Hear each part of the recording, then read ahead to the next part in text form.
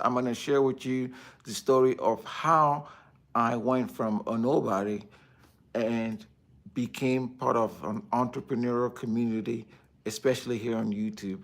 And I'd like to share this story because it will tell you how you can be a nobody, but have passion to do exactly what it is you're trying to do, and it can catapult you from a nobody to somebody. Here's the story. And I have to go back all the way when I graduated college, and I wasn't sure what I was going to do as a recent graduate. I know some of you are probably experiencing the same issues, especially in today's job market, where you have a passion, but you're not sure if your passion is going to translate into a profitable career or a rewarding career for that matter. And I'll be upfront with you.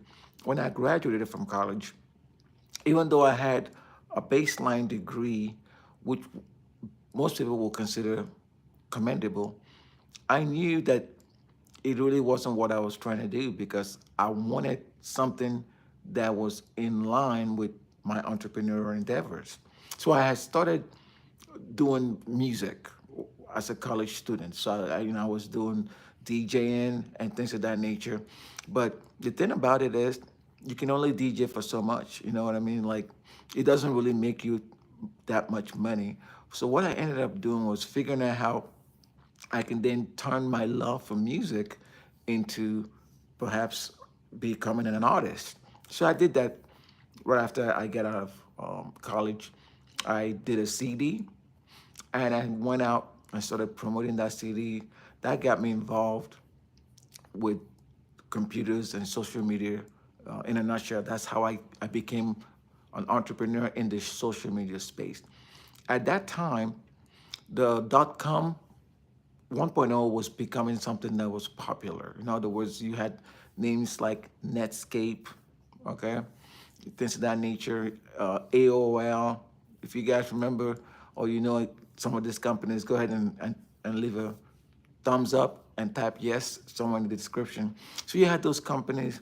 There was also a website that was called GeoCities. You guys remember GeoCities? If you do, give me a thumbs up. I know, by the way, while you listen to this story, I would appreciate if you can smash the like button. And also, if you would like to subscribe to my YouTube CarShares channel.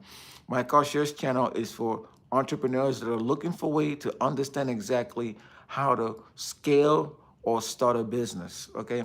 That's why I'm going all the way back to when I was in college and the career options that I wanted to make, okay? So these career options led me ultimately to the internet slash entrepreneurial space. Like I mentioned before, the entrepreneur space is consistently changing. And what I get out of that whole experience with helping other artists with their promotion for their websites is that you can actually help people doing exactly what it is that you're trying to do. And more likely than not, you're going to feel a sense of reward while you're helping people. And that's what happened to me. I was helping a lot of artists in terms of figuring out this new medium, which is called, the internet, in those days. So I helped a lot of artists. I was able to build websites for them. And I thought by building websites for them, it was also a way for me to learn about social media. So in those days, you had, like I said, GeoCities was a free platform. I think at some point, GeoCities was acquired by Yahoo. So interestingly, Yahoo is one of the survivors from way back when. If you go back and look, on all the acquisitions that happened during this time, and this era, Yahoo is still standing as an independent business, right? So while I was doing this consulting work in Los Angeles, it got me exposed to a lot of music business kind of folks, right? Like I said, I did my album. I went down to promote it in Los Angeles. I also went down to New York City. But by promoting myself and getting out there and doing all the networking events, I realized that the best way to be an entrepreneur is to do just that, just going out there and becoming a person that will take no for an answer, a person that will go through ups and downs. And that's what I went through, ups and downs. I wasn't sure what I was going to do if the risk that I took by developing my own album was going to be successful. Also, as an independent artist, it also taught me that being independent but having the network of bigger companies can actually help you get after or achieve the goals that you're trying to achieve. So fast forward, then while I was doing independent consulting, I actually went out and started doing what's called podcasts, which is what people are doing right now. Podcasts, again, have been around for a while. It's not something that just started today. Most people, they look at podcasts and say, well, podcast this, podcast that. But it's been around for quite a while. In those days, I took my love for social media, right, and then translated that into doing the same kind of services for the artists, right? So I was doing podcasts for artists and enable them to promote their music on the internet. So as I kept doing that, I also remember when I said when you graduate, sometimes you have to explore if what you're gonna do is your calling, if it's your passion, if you're doing something that is very enjoyable, but you're not making money out of it. My recommendation and what I did was I was able to say, hey, why don't you at least get a job to defray the costs of being an entrepreneur. Okay. Again, this is where the ups and downs are. So I remember working in record stores. I don't know if you guys remember Tower Records. So down in Seattle, Washington, I came back from Los Angeles. I went back to Seattle, Washington. In those days, you had, again, Microsoft was one of the big companies. Then at that time, Amazon, believe it or not, was just coming to life, right? So you had the Amazon. So this at this stage now, the internet was growing. So I went and I started with all the experiences that I've had, I started a .com website where I took all the experiences and all the connections and all the networks that I had established from New York City to Los Angeles, and I was able to put contracts together. I was able to put a deal together, and I came up with contracts with the likes of News Corporation America, which is the parent company of Fox. I couldn't even believe when I did that deal that, hey, I just did it because, again, remember, when you're starting out, when you network, and when you take that network to the next step, you have to be fearless. In other words, you have to tell people exactly what you intend to do. Because when they realize what you intend to do, they're gonna be more than happy to work with you, right? So that's how my journey kind of started. And while I had a job on the side, the opportunity that came for me to sell that company that I developed, that .com that I developed, if you will, did not seem enough of a reward compared to what I was gonna lose if I was to do that deal. What do I mean by that?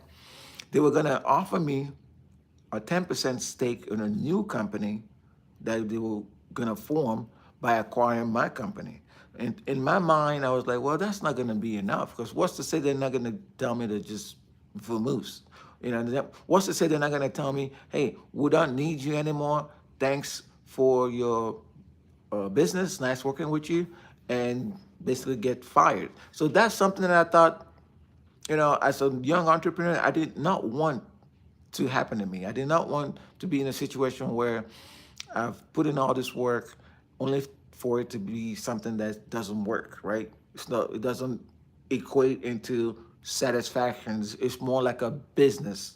And having a 10% stake in a new entity doesn't give you enough voice. So therefore, when it comes from a content perspective, I felt as though it wasn't a good fit, right? So guess what I did? I said no to the deal.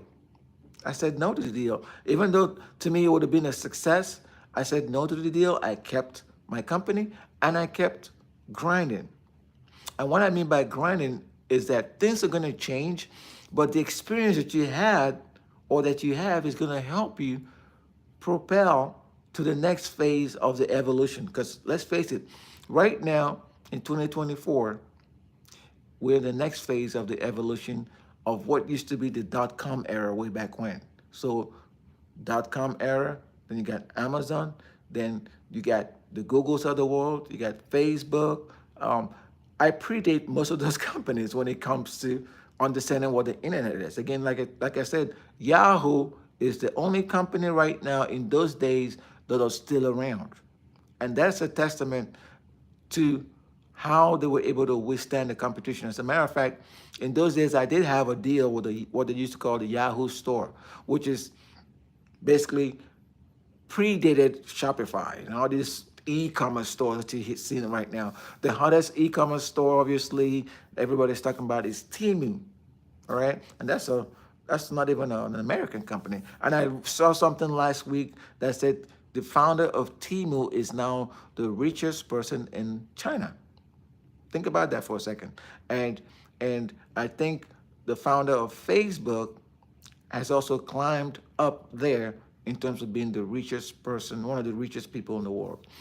Why do I say that? I say that with humility because it has taught me a lot of stuff in persevering. Okay, my background also taught me that you don't give up shares to your company. And just listen to me real close. You don't give up shares to your company if it's going to take away the opportunity for you to make decisions, not just monetary decisions, but decisions that are going to help you in the long run. That's going to give you enough satisfaction. Because I felt as though I wasn't being, rewarded from a creative perspective compared to what it would have been if I had basically partnered with another company and just basically exited. And that's another thing that I was always apprehensive of doing. It's like, okay, you build up something to the point where it's time to exit. When you exit, are you going to feel lonely? Are you going to feel a sense of dissatisfaction? And these are some topics that I think future and current entrepreneurs need to start thinking about. So now, in this present stage, I would like to share with you guys how I started Carshiers.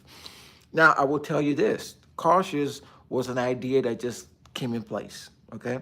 And the way it came in place, believe it or not, I was watching YouTube, okay? I was watching YouTube one day, and I saw this YouTuber talking about renting cars and sharing your cars, and I was like, renting cars and sharing cars? But how could you do that? We already have car rental companies, right? But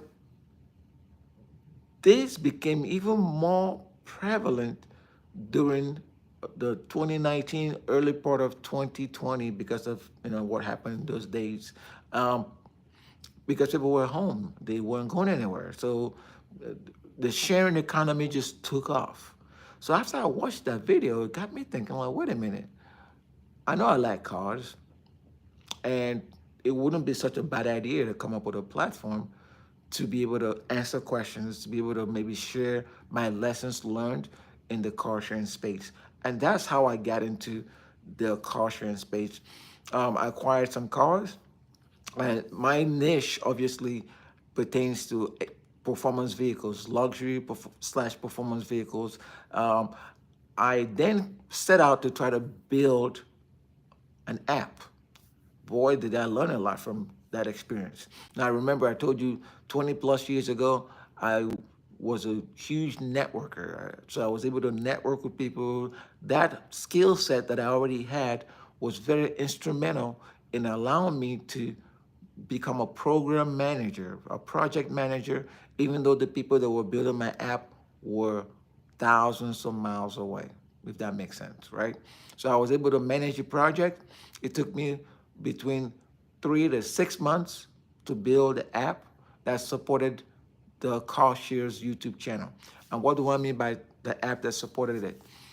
Imagine a situation where you're a guest and you're looking to rent a car, and you have a car that's available. However, the person that has that car doesn't have time to get the car ready for you, to wash the car and deliver the car from point A to point B, because the person has different cars and they have different time slots. And so that was the opportunity that I saw. And I figured, hey, why not help other people? Why not help the people that have the car to be able to make the transaction seamless? And then after I built that app, I became very passionate with building out the content to support the YouTube channel. In a nutshell, that's how I came to be. And I hope you've enjoyed this story, and it will give you a motivation to be able to step out of your zone and accomplish what you want to accomplish. If you like this story and would like to hear some more, please subscribe to my YouTube channel, hit the like button.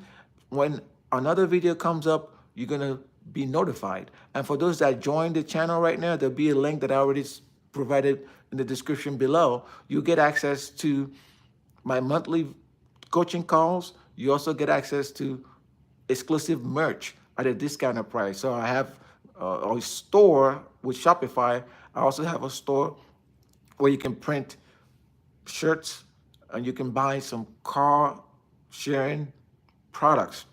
And if you want to delve deeper into the step-by-step process that I use to make this happen, I also offer coaching. So feel free to sign up for one of my coaching plans. The links to all these things I'm talking about is in the description below. And I will see you on my next video. Thanks for watching.